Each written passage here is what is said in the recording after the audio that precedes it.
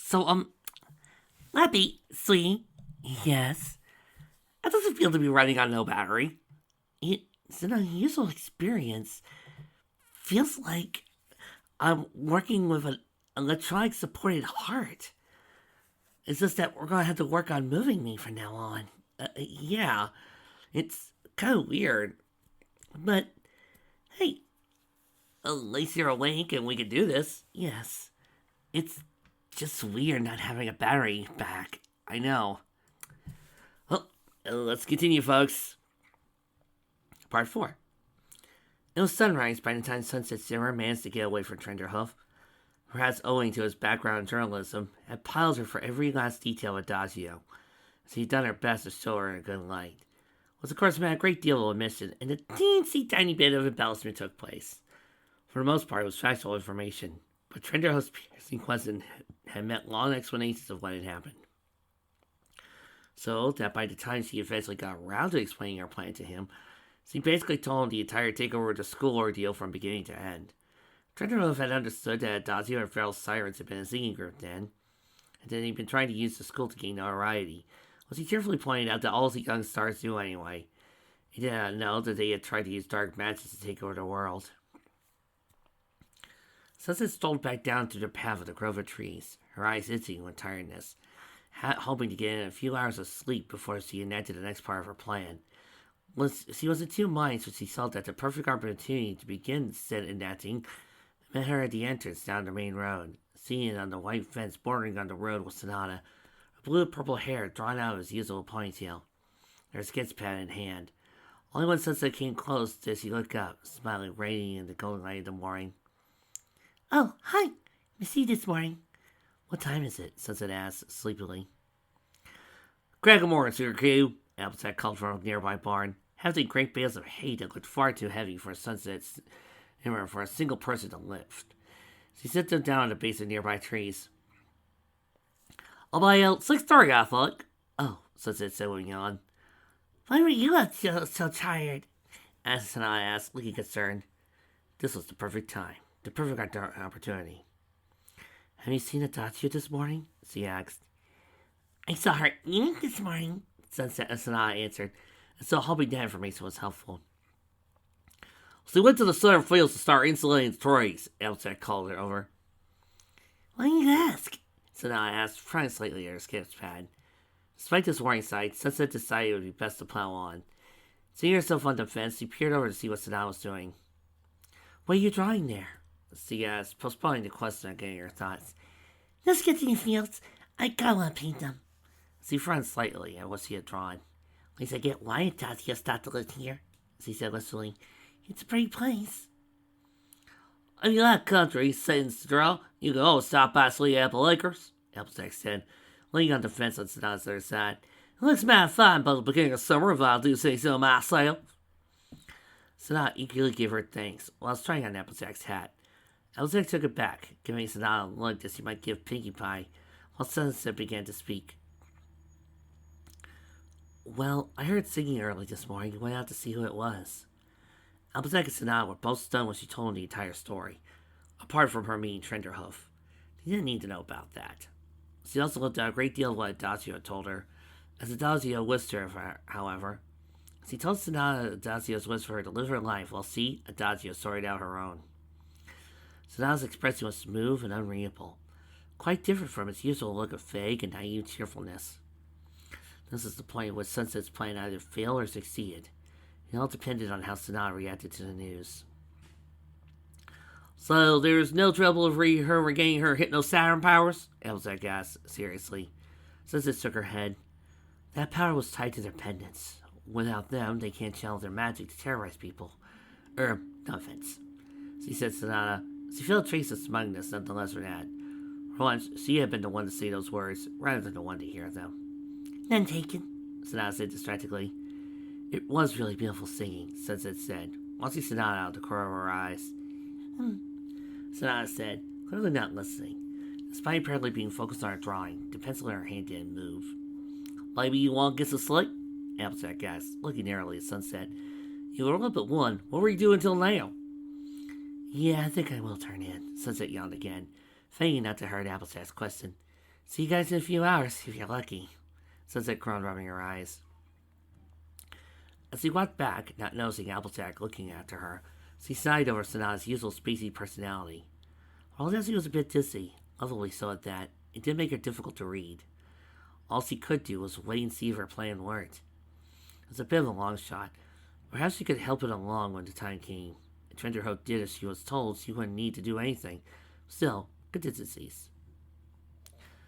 Fortunately, Sunset's sleep-deprived brain seemed to ponder the problem while she slept.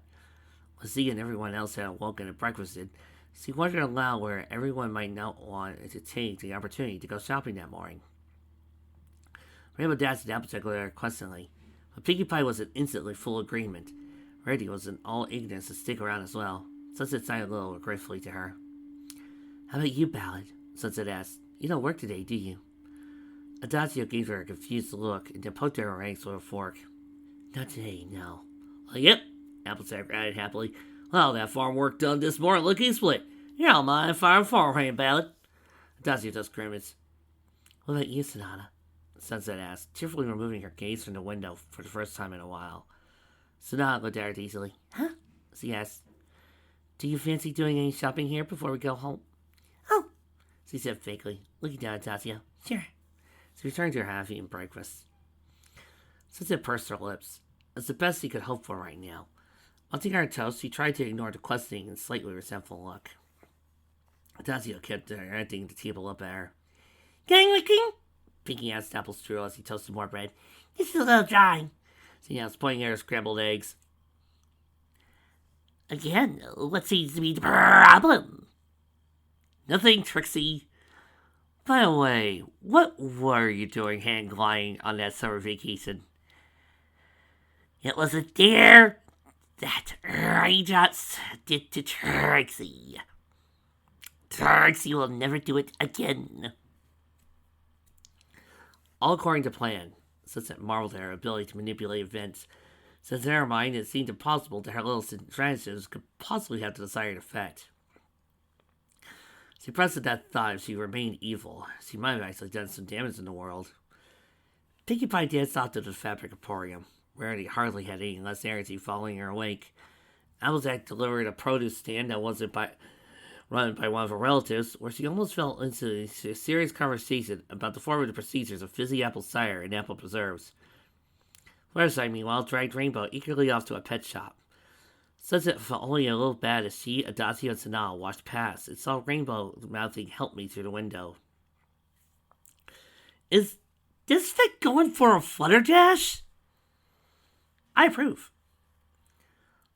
Although she was trying to be as aloof as possible, Adagio didn't seem to be able to help herself when she saw Sonata's sketch pad. Apparently she never known Sonata could draw either. She switched to the pageant with interest. Sunset herself had only glanced at one or two pictures Sonata had shown her, so maybe she wondered half-heartedly at what Adagio was staring at in surprise at some of the early pages. Maybe she'd have a look later, but for now her plan was all that interested her. Sunset, it's nudes. Of you. I think she went overboard with the size of your tits. Damn. Unfortunately, both sirens seemed equally firm and not talking to each other very much. They only spoke when Sunset initiated conversation. Irritably, she looked around for Tenderhoof. She's so eager to meet the singer after all, so where was he? You know the bus will be here soon, Adagio said after a flat 30 minutes of silent looking at wooden furniture. Should we get everyone together then? Sonata asked. Sunset hesitated, feeling panic rising within her. She swallowed down and pointed. Hey, isn't that an artist's supply shop? She said in mock surprise. Really? Sonata asked excitedly. How did I not know that? What game are you playing on here? Adagio asked vehemently, throwing an arm to stop Sunset following her. I told you I can't do this. Well, if she's not going to see you after a while, you can at least spend the day with her, Sunset chided. Adagio turned pink, suddenly unable to look her in the eyes. Fine, she chuntered, face still glowing. Chuntered? That's a new one. They spent another good hour in the art shop as Sonata brought a mixture of pencils and paint, brushes and a palette. Sunset didn't really pay much attention, but kept an eye on the window. Fortunately, she saw nothing except Pinkie Pie run by with Rainbow Dash and Fluttershy entangled in a massive roll of bunting. Curious to be sure, but not useful. You don't mind I told Sonata you could still sing, do you? Sunset asked Adagio, seemingly out of the blue. Dazio's head snapped at her, but she seemed about to yell, but apparently thought the better of it. No, it's fine, she said, buying back anger. You were a little surprised by what I told you, weren't you? She said to Sonata as he before surprise. Hello, Sonata said succinctly. She probably still doesn't believe me, Sunset said conspiratorially to Dazio, leaned away from her. Well, that's unfortunate, she muttered. Maybe you should, Sunset went on, but stopped at looking at Dazio's face. Shut up now. Sunset cleared her throat and moved away from her, shivering. There was the Adagio she remembered. When Adagio raised the point that the next best was due, and only 3 more were coming that day, being Saturday, Sunset felt uncomfortable heat rising within her. Spy and her friends all gathered near the cafe, trying to unstick Rainbow and Fluttershy from the bunting still. At last an idea struck her. How about we get lunch before we go? We can catch the next bus. Sunset knew she was passing her luck here. Treasure Huff was nowhere to be seen, and Sonata was completely insulated from the nature of her idea. Dazio was unwilling to go with it. Everything was falling apart. What's more, Dazio was looking fairly murderous, the color of her face slowly rising as he agreed reluctantly to accompany him to lunch. Are you all right, Ballad? Fluttershy asked listlessly over lunch. You look a little ill. I'm fine, thank you, Adagio said, glaring at Sunset. Was doing her best to avoid Adagio's eye. It's just the way-in, Albsectus said dismissively between bites of her sandwich. She looks healthy as a horse to me. Sunset appeared around surreptitiously every so often, looking for Trenderhost's distinctive mane and blonde hair. But was nowhere in sight. She wanted to kill him. She was just wondering if there was anything at all she could do to get her plan to work one last time. Rainbow Dash looked at her watch. We best be going, she said. It's going to take most of us to get Pinkie's canvas onto the bus, she said, giving the mild pale canvas fabric behind Pinkie's chair a narrow-eyed look. Pinkie grinned gratefully. It was a single, she shrugged, blushing. Sunset's heart began to race again. It was all going to end in nothing. Perhaps her worry shone on her face because Sonata was giving her an oddly curious look. Ballad? Sonata said as they began to stand. Dazio looked around her. Sonata was pulling her ponytail in a nervous gesture. Could you please sing a song? Sunset's insights expanded more rapidly than a party balloon at Pinkie's house. She looked quickly at Dazio, whose face had turned pink again. She sputtered several unintelligible words as everyone else looked around in surprise. Sing? Fluttershy asked breathily. That's what he said, Pinkie confirmed, her eyes wide. What guy is singing? Rainbow Dash asked, her eyes narrowed suspiciously. Elzak put a hand on her arm. Take that late, Daisy, she said. Sunset says he found Ballad sleeping outside this morning. No messy sour mischief, she said out of the corner of her mouth. Rainbow Dash looked slightly mollified. Dazio directed a look of scorn at Sunset. It was determinedly looking at the giant pile of canvas rolls. She looked around at them all and seemed about to protest when she wouldn't sing. She saw the look of happy expectation on Sonata's face and hesitated. I can't sing out here, she mumbled. Not in public. Go ahead, darling, Rarity said politely. There's absolutely nobody around right now. That was perfectly true. The lunch rush was being over, and everyone seemed to have gone back to their jobs and daily occupations. The cafe was perfectly deserted. But Please, Sonata asked earnestly. It doesn't have to be a long one. Yeah, Pinkie added, popping up and down. Like Neil said, the best is a good one. Or you could do that one from last night, Sunset said instantly. That was lovely. Dazio gave them all one last hopeful look, and not one of them would tell her not to. As she didn't have to do it, she didn't want to, but in vain.